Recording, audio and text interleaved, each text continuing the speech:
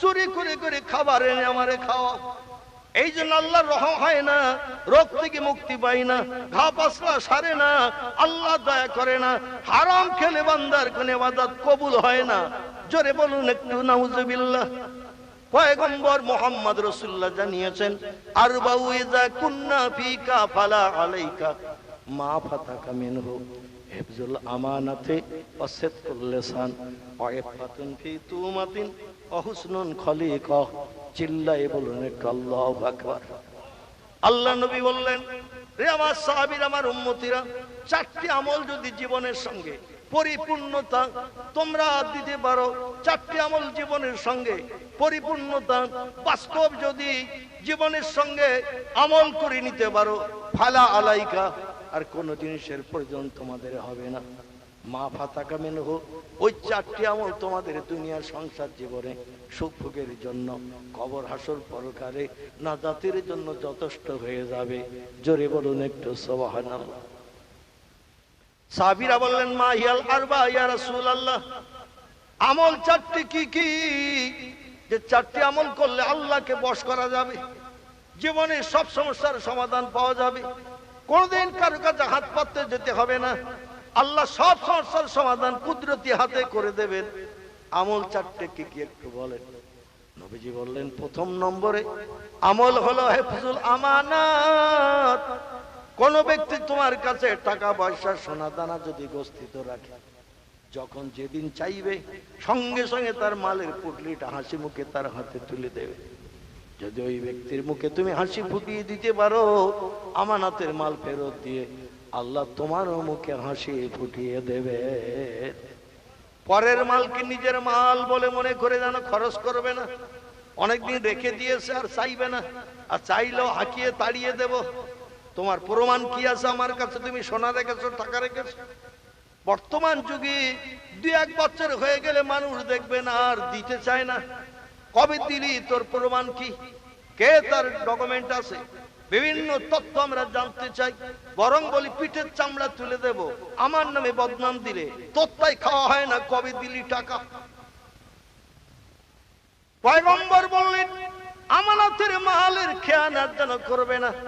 কেউ যদি তোমার কাছে কোনো সোনা দানা টাকা পয়সা গচ্ছিত রাখে, যখন যেদিন চাইবে সঙ্গে সঙ্গে তার মালের পুটলিটা বার করে তার হাতে তুলে দেবে। তুমি যদি তার মুখে হাসি ফুটাতে পারো আমানতের মাল ফেরত দিয়ে, আল্লাহ তোমার মুখেও হাসি ফুটিয়ে দেবে। সাহাবীরা বললেন, পয়গম্বর 2 নম্বর আমল কোনটা করলে আল্লাহকে বশ করা যাবে, জীবনের সব সমস্যার সমাধান পাওয়া যাবে? পয়গম্বর বললেন, এ সাহাবীরা, 2 নম্বর আমল হলো সিদকুল লিসান। কথা বলবে যখন সত্য কথা বলবে, মিথ্যার আশ্রয় যেন জীবনে কোনোদিন নেবে না। আল কাযবু উম্মুজ জুনুব, মিথ্যা হলো পাপের মা। যে লোকটি একবার মিথ্যা কথা বলে, তিরমিজি শরীফের হাদিস, আল্লাহ নবী বলছেন একটানা 40 দিন তার কোন ইবাদত আল্লাহ কবুল করে না। কদিন কি ভুলে গেছে? 40 দিন। একটা বার মিথ্যা কথা বললে 40 দিন তার কোন আমল ইবাদত আল্লাহ কবুল করবেন না। আমরা 5 পয়সার বিলির জন্য এখন মিথ্যা কথা বলি। এ ঠিক বললাম না ভুল বললাম? বন্ধুর সঙ্গে বন্ধুর দেখা 6 মাস পর, মিন্টু কেমন আছিস? বলে মোটামুটি চলছে। বলে পিন্টু তুই কেমন আছিস? বলে তোর মতো একই অবস্থা যাচ্ছে। বলে দে একটা বিড়ি দে। বলে খোদার কসম একটাও নেই। বলে দেখি তোর পকেট। কোমরপুকুর হাই স্কুলে পড়তে পড়তে টয়লেটে দিয়ে চুরি করে 2 বন্ধু বিড়ি খেয়ে আসতাম, আর তোর কাছে বিড়ি নেই, আমার বিশ্বাস হয় না। দেখি তোর পকেট। দেখি পকেটে হাত দিয়ে দেখে মাল 3টে। বলে দিবি না তো কসম খেলি কেন? বলে আমার বাড়ি যেতে এখন 4 ঘন্টা বাকি, 15-20 মিনিট অন্তর অন্তর একটা করে লাগে, তোর একটা বিড়ি দেওয়ার কার কাছে হাত পাতবো? এই জন্য কসম খেয়েছিলাম যাতে তোর দিতে না হয়। তো তুই পকেট চেক করবি তা কে জানে? কসম খেয়েছিলাম যাতে তোর দিতে না হয়। 5 পয়সার বিড়ি লোভে আমরা মাঝে মাঝে কসম খাই, মিথ্যা কথা বলি।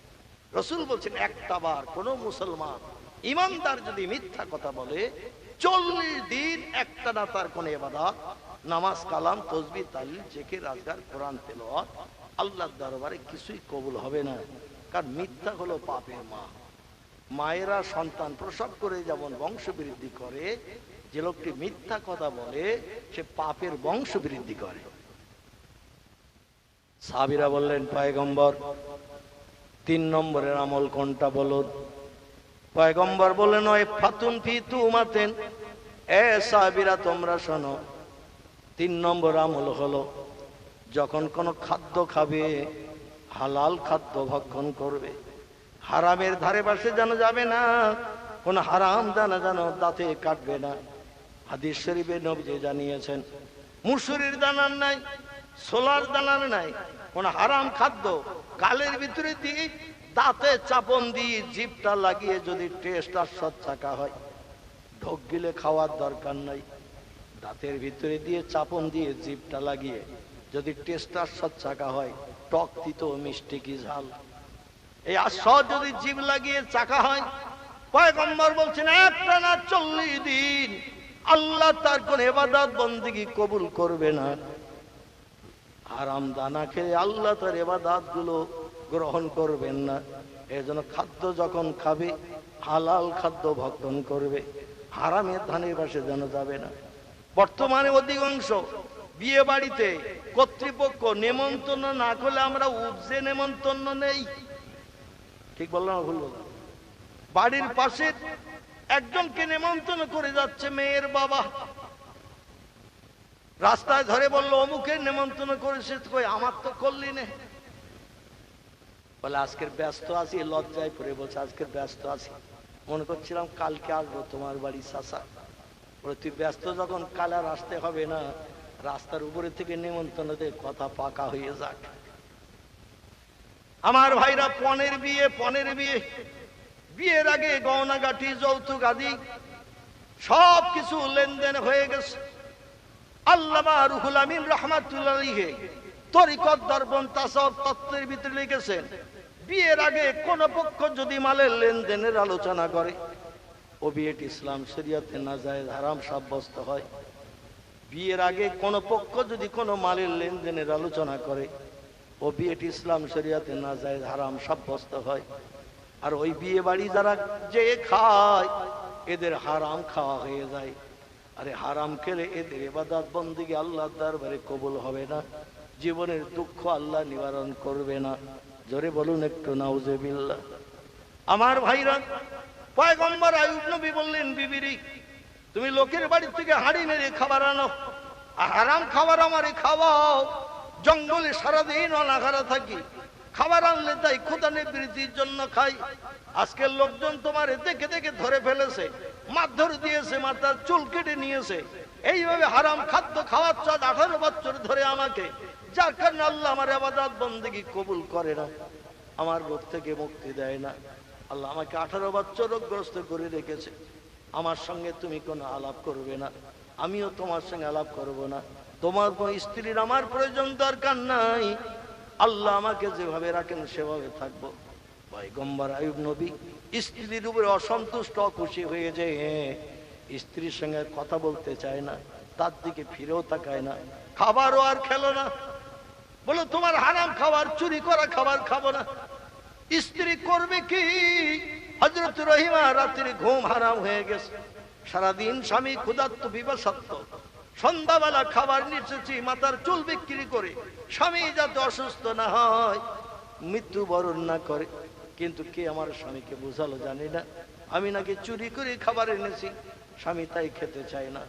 রাতের গভীর রহিমা ঘুমকে হারাম করে স্বামীর এই মর্মাহত অবস্থা নিয়ে আল্লাহর কাছে হাত তুলে কান্না শুরু করে দিয়েছে, আল্লাহ আমার স্বামীকে তুমি প্রবোধ দাও, আমার স্বামীকে তুমি বোঝাও, আমি চুরি করিনি, কোনো ব্যক্তির ঘরের হাড়ি থেকে আমি হাড়িবের মাল আনিনি, আমি মাথার চুল দেশের জনগণ চুরির কারণে কেটে নেয়নি, আমার স্বামীর ক্ষুধা নিবৃত্তির জন্য মাথার চুল কিছুটা কেটে বিক্রি করেছি, 2 দিন 10 দিন গেলে আবার চুল লম্বা হয়ে যাবে, এই চিন্তা ভাবনা নিয়ে রহিমা কান্না শুরু করলেন আল্লাহর দরবারে। রাতের গভীরে আমার আল্লাহ পাক নারীর চোখের পানি কবুল করে নিয়েছেন।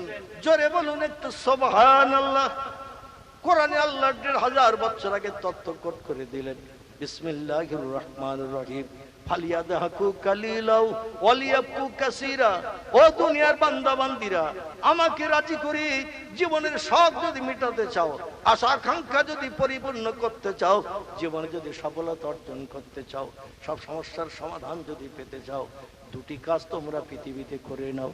একটি কাজ হলো ফালিয়াদহাকু কালিলা, হাসি তামাশা একটু কম কম করে করবে, ওয়ালিয়াবকু কাসীরা, আর চোখের পানি আমার কাছে একটু বেশি বেশি করে ফেলবে।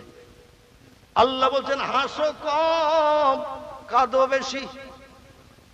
চোখের পানি আমি বড় ভালোবাসি, চোখের পানি পছন্দ করে থাকি, চোখের পানি ইজ্জতের খাতিরে আমি বান্দা বান্দির মুখে অচিরে হাসি ফুটিয়ে থাকি। জোরে বলুন একটু সুবহানাল্লাহ। রহিমা এমন কান্না কাঁদলেন, রহিমা এমন কান্না কাঁদলেন, আল্লাহ পাক তার চোখের পানি কবুল করে নিয়ে পয়গম্বরকে ইলহাম পাঠিয়ে দিয়ে দিলেন, হে পয়গম্বর, 18 বছর তোমার ইমানের পরীক্ষা নিলাম, কতদিন তুমি ধৈর্য ধরে থাকতে পারো। লোকালয় ছেড়ে দিয়ে জঙ্গলে বাস করছে 18 বছর। ও পয়গম্বর, আমি তোমার স্ত্রীর চোখের পানি কবুল করে নিয়েছি। হাদিস শরীফে নবীজি জানিয়েছেন 3টি দোয়া আল্লাহর দরবারে বিদ্যুতের মতো কবুল হয়। জোরে বলুন একটু সুবহানাল্লাহ। একটি দোয়া হলো, বাপ মা যদি সন্তানের জন্য কোনো দোয়া করে, আল্লাহর দরবারে দোয়াটা বিদ্যুতের মতো কবুল হয়। যাদের বাপ মা বিদায় হয়ে কবরস্থ হয়ে গেছে, এদের নাম স্মরণ করে বাপ মায়ের কবরকে সামনে রেখে কোন ছেলে কোন মেয়ে আল্লাহর কাছে দুখানা হাত উঠিয়ে যদি দোয়া করে, রব্বির হামহুমা কামা রব্বায়ানি সাগীরা। আল্লাহ কোরআনে শিখিয়ে দিয়েছেন, ও দুনিয়ার ছেলে মেয়েরা, বাপ মা বিদায় হয়ে গেছে, কবরে কবরস্থ হয়ে আছে, কি হালাতে আছে তুমি জানো না, দেখতেও পাও না। এই জন্য আমার কাছে দুখানা হাত তুলে বাপ মায়ের উপলক্ষ করে যদি এই দোয়াটা করো, আল্লাহ কোরআনে উদ্ধৃতি দিয়ে দিয়েছেন, রব্বির হামহুমা কামা রব্বায়ানি সাগীরা। আল্লাহ বলছেন, বান্দা চোখের কোনা দিয়ে যদি 2 ফোঁটা মাছির মাথার নেয় পানি নাকের ডগা পর্যন্ত চোখের কোনা থেকে নামিয়ে দেয়, আমি ছেলে মেয়েদের দোয়া কবুল করে বাপ মায়ের কবরে আযাব বন্ধ করে জান্নাতি শান্তি চালু করে দিয়ে থাকি। 3 নম্বরে আরেকটি দোয়া আল্লাহ দরবারে বিদ্যুতের মতো কবুল হয়, স্ত্রী মন খুলে যদি স্বামীর জন্য কোনো দোয়া করে, স্বামী মন খুলে স্ত্রীর জন্য যদি কোনো দোয়া করে, আল্লাহর দরবারে সে দোয়াটা বিদ্যুতের মতো কবুল হয়। রহিমা এমন কান্না কাঁদলেন, আল্লাহর কাছে হাত তুলে দোয়া করলেন, আল্লাহর আরশ পাক থরথর করে কেঁপে উঠলো। আল্লাহ ডেকে বলে, আইয়ুব, তোমার স্ত্রীর চোখের পানি আমি আল্লাহর সহ্য করতে পারছি না। ও আইয়ুব, তোমার স্ত্রীর চোখের পানির মূল্য দেব। ও আইয়ুব, জমিনে যেখানে তুমি জঙ্গলের ভিতরে দাঁড়িয়ে রয়েছ, তোমার ডান পাটা একটু উঁচু করে গোড়ালিটা জমিনে একটু লাগিয়ে দাও, ডান পাটা উঁচু করে গোড়ালিটা একটু জমিনে লাগিয়ে দাও। পয়গম্বর বলে, টোটাল বডি সব দগদগে ঘা, আমার পা লাগানোর মতো ক্ষমতা নাই। আল্লাহ ডেকে বলে, আইয়ুব, তুমি লাভবান হবে, ডান পাটা উঁচু করে একটু জমিনে তোমার গোড়ালি লাগাও। পয়গম্বর বলে, আল্লাহ, দরদল আমার ঘাওয়ালা পা জমিনে লাগালে কি লাভ হবে আগে বলে, আমি আগে শুনবো কি লাভ হবে। যদি লাভ আমার পছন্দ হয় তাহলে পা উঁচু করে গোড়ালিটা লাগাবো, আর যদি লাভ আমার পছন্দ না হয় আমি আর বেকার পা লাগিয়ে আমার পায়ে দরদ লাগাতে চাই না। আল্লাহ ডেকে বললেন, আইয়ুব, জমিনের থেকে পা উঁচু করে গোড়ালিটা লাগালে ওইখানে জমিন ফেটে মিনারেল ওয়াটার স্বচ্ছ পানি বার হবে। জোরে বলুন সুবহানাল্লাহ। একটু পাটা উঁচু করে জমিনে লাগালে ওইখানে জমিন ফাটিয়ে আমি পানি বার করে দেব। পয়গম্বর বলে, আল্লাহ, এই জঙ্গলের ভিতরে একটু পা লাগালি জমিন পেটে পানি বার হবে, তো 18 বছর সারাদিন আমার কেন পিপাসায় রেখে দিয়ে? আজ 18 বছর সারাদিন পিপাসায় থাকি, সন্ধ্যার পরে স্ত্রী লোকালয় থেকে ফিরে আসলে পিপাসা নিবৃত্তির পানি পান করি। জঙ্গলে এত পানি তুমি রেখেছ, একটু পা লাগালি জমিন পেটে পানি বার হবে, 18 বছর আমাকে কেন পিপাসায় রেখে দিলে? আল্লাহ ডেকে বলে, পয়গম্বর, যে পানি বার হবে ও পানি তোমার পিপাসা নিবৃত্তির জন্য নয়, যে পানি তোমার পায়ের স্পর্শে জমিন পেটে বার হবে ও পানি তোমার রোগ মুক্তির জন্য আমি বার করব। জোরে বলুন একটু সুবহানাল্লাহ। পয়গম্বর বলে রোগ মুক্তি হবে। আল্লাহ বলে না আমি আব্দি, ও বান্দা, হা হা, জমিন পিটিয়ে যে পানি বার হবে ওই পানি তোমার 18 বছরের ছোঁয়াচে কুষ্ঠ রোগ, ঘা পাসলা সব সারিয়ে দেবে। পয়গম্বর বলল কিভাবে হবে? আল্লাহ বলেন পানি যখন বার হবে জমিন পেটে, একটু পানি ধরে নিয়ে মাথায় দিয়ে দেবে, আর মাথা দিয়ে টোটাল বডিটাকে তুমি ভিজিয়ে দেবে। তবে হুঁশিয়ার, সাবধান থাকবে, বডির কোনো জায়গা যেন ভিজতে বাকি না থাকে। যেখানে ভেজবে না সেখানকার কুষ্ঠ রোগ মরণের দিন পর্যন্ত সারবে না। টোটাল বডিটা ভিজিয়ে দাও, এক মুহূর্তের ভিতরে তোমার 18 বছরের ছোঁয়াচে কুষ্ঠ রোগ বিনা ঔষধে, বিনা দাওয়ায়ে, বিনা ট্যাবলেটে একটু পানি ঢেলে দিলে আমি আল্লাহ কোন শব্দ ব্যবহার করে তোমার ছোঁয়াচে রোগ থেকে মুক্তি দিয়ে হারিয়ে গেছে বাদশাহিত্ব, বাদশাহিত্ব ফিরে পাবে, হারিয়ে গেছে রাজিত্ব, রাজিত্ব ফিরে পাবে, হারিয়ে গেছে বিবি, বিবি ফিরিয়ে পাবে, হারিয়ে গেছে ছেলে মেয়ে সব ফিরিয়ে পাবে, হারিয়ে গেছে পয়গম্বরী আবার সব তুমি পেয়ে যাবে। নারায়ে তাকবীর। তাহলে পয়গম্বরের জীবনে আল্লাহ কোরআনে কোট করেছেন, আল্লাহ জমিন ফাটিয়ে পানি দিলেন, ছোঁয়াচে রোগ থেকে মুক্তি পেলেন। তাহলে আমরা সে আল্লাহর উপরে তাক্কাল করলে আল্লাহ আমাদের দেবেন না? দেবেন না। সব নবী নবীর উম্মতের থেকে উম্মতে মুহাম্মাদীদের মর্যাদা বেশি না কম?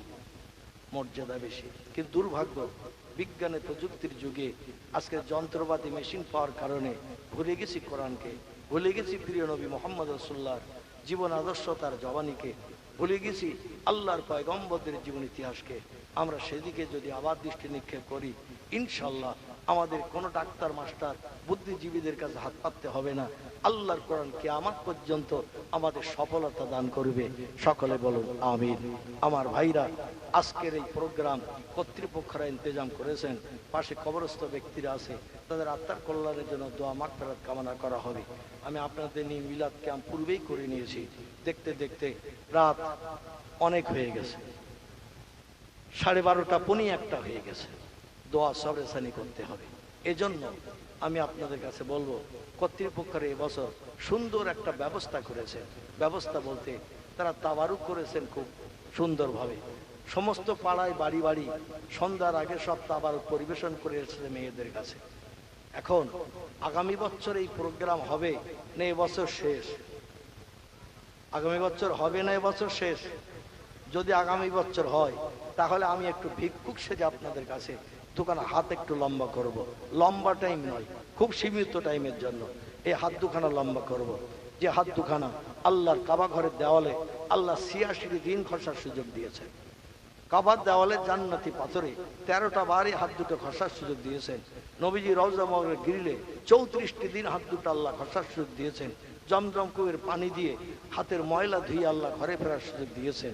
এ হাতে বিড়ি ধরি না, সিগারেট ধরি না, তেরঙ্গা খৈনির প্যাকেটে স্পর্শ করি না, পানের খেলিতে হাত দিই নাই, 36 বছর হলো চায়ের কাপও হাত লাগাই নাই। আমার ভাইরা, সেই হাতে একটু হাত লাগানো যাবে, তবে খালি খালি নয়। 20, 50, 100, 200, 500 যার যেমন পারকতা ক্ষমতা আছে টপ টপ করে আসতে হবে। আর আগামী বছরের তাবারুকের জন্য একটু প্রতিশ্রুতি দেন। পকেটে পয়সা নাই, গ্রামবাসী পাড়া প্রতিবাসী একটু প্রতিশ্রুতি দেন টপ টপ করে। 1 বস্তা চাল, 1 বস্তা আলু এবং ডাল, তেল, যার যেমন পারকতা ক্ষমতা আছে। গরিব এতিমের বাচ্চারা খাবে। হাসরের মাঠে আল্লাহ প্রতিদান দেবেন। 50,000 বছর লম্বা দিন সূর্যের রৌদ্রে আল্লাহ জান্নাতে নেয়ামত বরাদ্দ করবেন। জোরে বলুন একটু সুবহানাল্লাহ, জোরে বলুন একটু সুবহানাল্লাহ। এই জন্য একটু টপ টপ করে চলে আসেন। একজন ভাই প্রথম 100 টাকা দিয়ে খাতা খুলে দিলেন, আর একটা বাচ্চা ছেলে 10 টাকা দিলেন।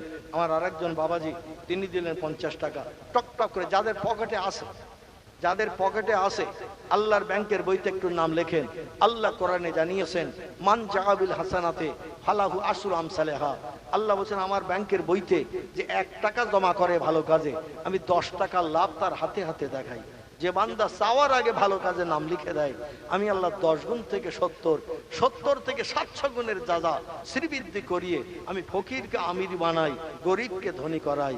আল্লাহ বলছেন আল্লাহু গানিউন ওয়া আনতুমুল ফুকারা। আল্লাহ বলছেন ও দুনিয়ার কোটিপতিরা, তোমরা আমার কাছে হলে ফকির ফকির, আর আমি আল্লাহ হলাম ধনী। জোরে বলুন একটু সুবহানাল্লাহ। টাকা পয়সা যা আমাদের আছে আসলে মাল সব কার? এই আমাদের কাছে যা টাকা পয়সা আছে এসব মাল কার? সব আল্লাহর মাল। আল্লাহ কিছুদিন আমাদের গোস্তিত করে রাখার সুযোগ দিয়েছেন, তাই রাখি। চোখ বন্ধ করলে কিন্তু সব ফেলে রেখে যেতে হবে, কিছুই সঙ্গে যাবে না, কিছুই সঙ্গে যাবে না, খালি হাতে